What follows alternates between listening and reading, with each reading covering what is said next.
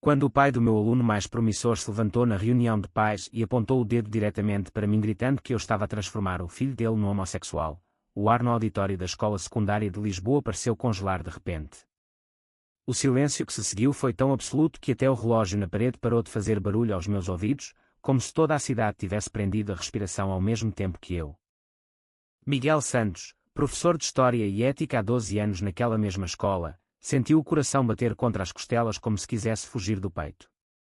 Aos 35 anos, com o cabelo escuro sempre bem penteado e os óculos de armação fina que lhe davam um ar sério, ele nunca imaginara que um simples debate sobre diversidade familiar na aula de ética pudesse levar a isto. O pai, um homem robusto de bigode grisalho chamado António Ferreira, continuava a falar, a voz rouca de raiva. Meu filho chegou a casa a falar de casais do mesmo sexo como se fosse normal. Foi o senhor professor que lhe meteu essas ideias na cabeça. Os outros pais murmuravam, alguns concordando com acenos de cabeça, outros olhando para baixo, desconfortáveis. A diretora, Dona Isabel, tentava manter a ordem, mas o seu rosto pálido mostrava que também ela não esperava um ataque tão direto.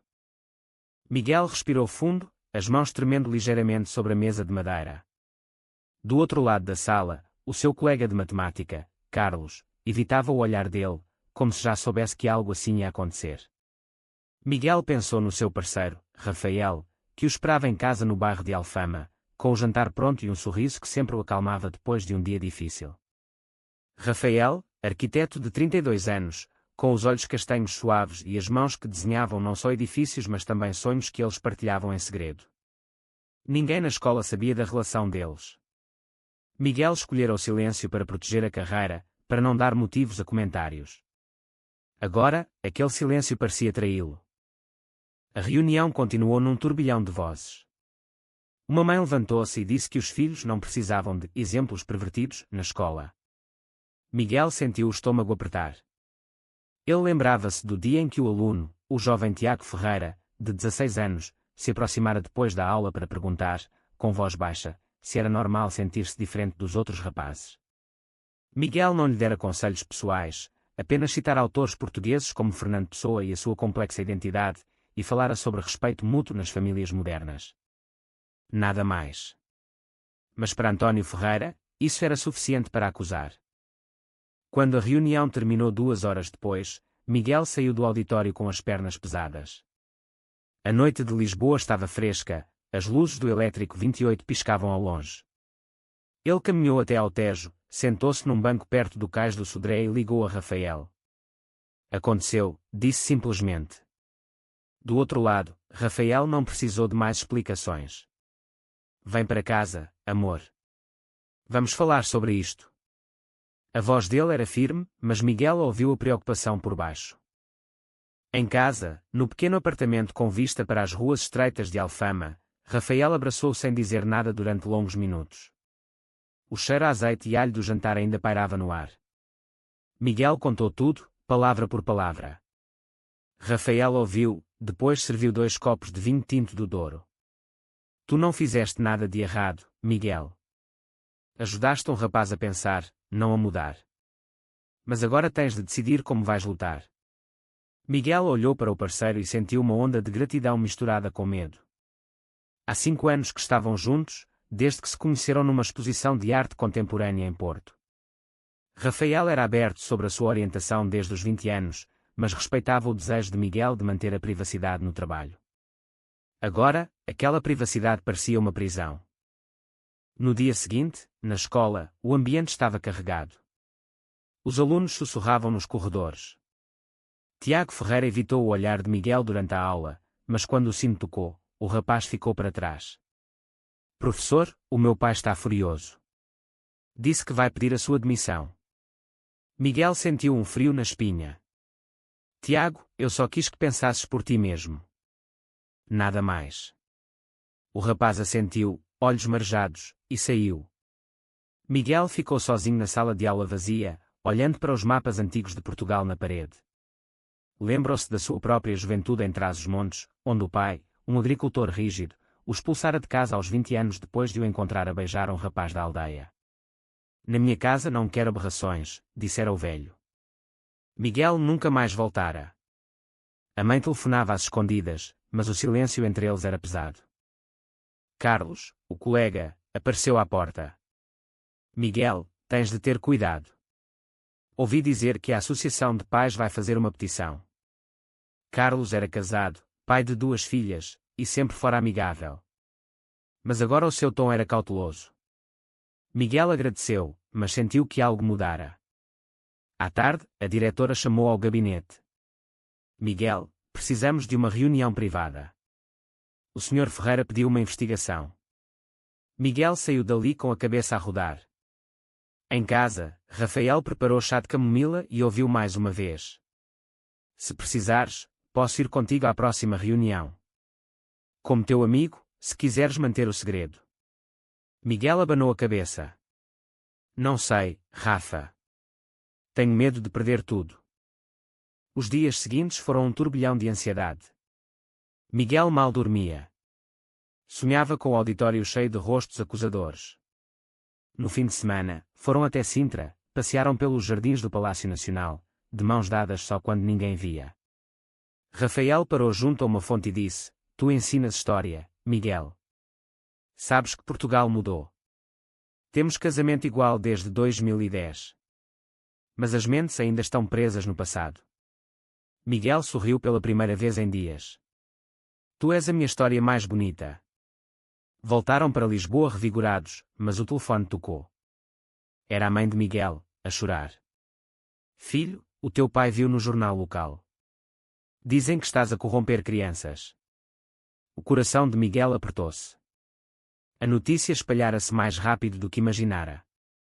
Na segunda-feira, a petição circulava entre os pais. 40 assinaturas já. Miguel deu a aula como sempre, mas sentia os olhares. Um aluno mais velho, de 18 anos, aproximou-se depois e disse baixinho: Professor, eu também sou gay. Obrigado por ter coragem. Aquelas palavras foram como um raio de luz. Miguel percebeu que não estava sozinho. À noite, contou a Rafael. Talvez eu precise de falar publicamente. Rafael apertou-lhe a mão. Eu estarei ao teu lado, seja como for. A semana seguinte trouxe mais tensão. A diretora marcou uma nova reunião com a comissão disciplinar. Miguel passou as noites a preparar respostas, a reler os estatutos da escola e os direitos dos professores em Portugal. Rafael, enquanto desenhava projetos no computador, olhava para ele com preocupação. Não te esqueças de comer, amor. Não vais resolver nada se caíres de exaustão. Miguel sorria, mas o apetite desaparecera.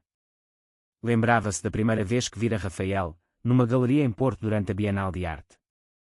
Rafael apresentava uma instalação sobre identidades escondidas, com fotografias de casais que se amavam em segredo. Miguel aproximara-se e comentara: Esta obra fala de mim. 3 meses depois, estavam a viver juntos. Agora, aquela vida tranquila parecia ameaçada. Um dia, Carlos telefonou. Miguel, ouvi dizer que o Ferreira tem contactos na Câmara. Cuidado com o que dizes na reunião. A voz de Carlos soava estranha, como se escondesse algo. Miguel agradeceu, mas uma semente de dúvida plantou-se. Na escola, encontrou Tiago no corredor. O rapaz parecia mais magro, os olhos vermelhos. Professor, o meu pai não me deixa sair de casa. Diz que eu estou confuso por sua causa. Miguel sentiu uma dor no peito. Tiago, a confusão não vem de mim. Vem do medo. Se quiseres falar, estou aqui. O rapaz assentiu e afastou-se depressa. Em casa, Rafael preparou bacalhau à Brás, prato favorito de Miguel. Enquanto comiam na varanda com vista para o castelo de São Jorge iluminado, Rafael disse: Se perderes o emprego, encontraremos outra coisa. Eu tenho projetos em Lisboa que pagam bem. Não estás sozinho. Miguel olhou para o parceiro e sentiu lágrimas nos olhos. Tu sempre foste a minha âncora, Rafa. Mas eu amo ensinar. Não quero desistir por causa de preconceito. Rafael beijou-lhe a testa. Então luta. Eu estarei na plateia se me deixares ir como amigo. A reunião disciplinar aconteceu numa sala pequena, com a diretora, 2 representantes dos pais e um advogado da escola. António Ferreira estava lá, rosto vermelho. Este homem está a promover ideias contrárias aos valores cristãos. Miguel defendeu-se calmamente, citando a Constituição Portuguesa e a Lei da Não Discriminação. Eu não promovo nada. Ensino respeito. O meu aluno perguntou sobre diversidade e eu respondi com factos históricos. O advogado assentiu, mas os pais pareciam cépticos. No final, a diretora disse: vamos investigar. Enquanto isso, Miguel, talvez seja melhor afastar-se de certas aulas. Miguel saiu dali com a sensação de que o chão fugia debaixo dos pés. Nessa noite, Rafael encontrou-me no sofá, olhando para o vazio. E se eu falar com o meu irmão? Ele é jornalista no Público. Pode escrever sobre isto de forma justa. Miguel recusou. Não quero transformar a minha vida em espetáculo. Mas a ideia ficou no ar. No dia seguinte, a mãe telefonou outra vez. Filho, o teu pai quer que venhas atrás dos montes falar com ele. Diz que isto é vergonha para a família. Miguel sentiu o velho medo voltar. Aos 20 anos, saíra de casa com uma mala e 200 euros. Agora, aos 35, professor respeitado, ainda sentia o peso daquele não paterno. Rafael sugeriu um fim de semana em Cascais, para respirar. Caminharam pela praia da Guia, o vento do Atlântico a bagunçar os cabelos. Lembra-te de quando nos conhecemos. Tu tinhas medo de tudo. Hoje és mais forte. Miguel parou e abraçou ali mesmo, sem se importar se alguém via. Tu me tornaste forte. Voltaram renovados, mas na escola o ambiente piorara. Carlos evitava-o abertamente agora. Um aluno perguntou na aula se era verdade que o professor era gay. Miguel respondeu com dignidade: a minha vida privada não é tema de aula, mas o respeito é. Alguns aplaudiram baixinho. A petição chegou a 50 assinaturas. A imprensa local publicou uma nota curta: professor de Lisboa acusado de promover a homossexualidade. Miguel leu o artigo no telemóvel e sentiu o mundo girar. Rafael abraçou por trás. Vamos enfrentar juntos. Amanhã vou contigo à escola se quiseres. Miguel assentiu finalmente. Sim. Como meu amigo. Mas no fundo sabia que era muito mais. A segunda reunião geral foi marcada para a semana seguinte. O auditório estava novamente lotado. Miguel entrou com Rafael ao lado, apresentado como amigo de longa data. Os murmúrios aumentaram. António Ferreira levantou-se primeiro. Este homem vive com outro homem. Como pode ensinar os nossos filhos? A sala explodiu em vozes. Miguel pediu a palavra. Sim, sou gay. E isso não me torna menos professor. Eu ensino valores de igualdade que a lei portuguesa defende. O silêncio voltou, mas desta vez diferente. Alguns pais aplaudiram timidamente. Tiago Ferreira, sentado ao fundo com a mãe, levantou a mão. O professor só me ajudou a não ter medo de mim mesmo. Rafael ficou quieto, mas o seu olhar transmitia orgulho. Depois da reunião, no corredor, Carlos aproximou-se. Miguel, desculpa. Fui eu que contei ao Ferreira sobre ti. Pensei que ajudava a proteger a escola. A traição doeu como uma facada. Miguel olhou para o colega que considerava amigo. Carlos, o medo faz-nos trair. Mas eu perdoo-te. Só espero que aprendas. Carlos baixou a cabeça e afastou-se. Em casa, Rafael preparou uma sopa de legumes. Hoje mostraste coragem.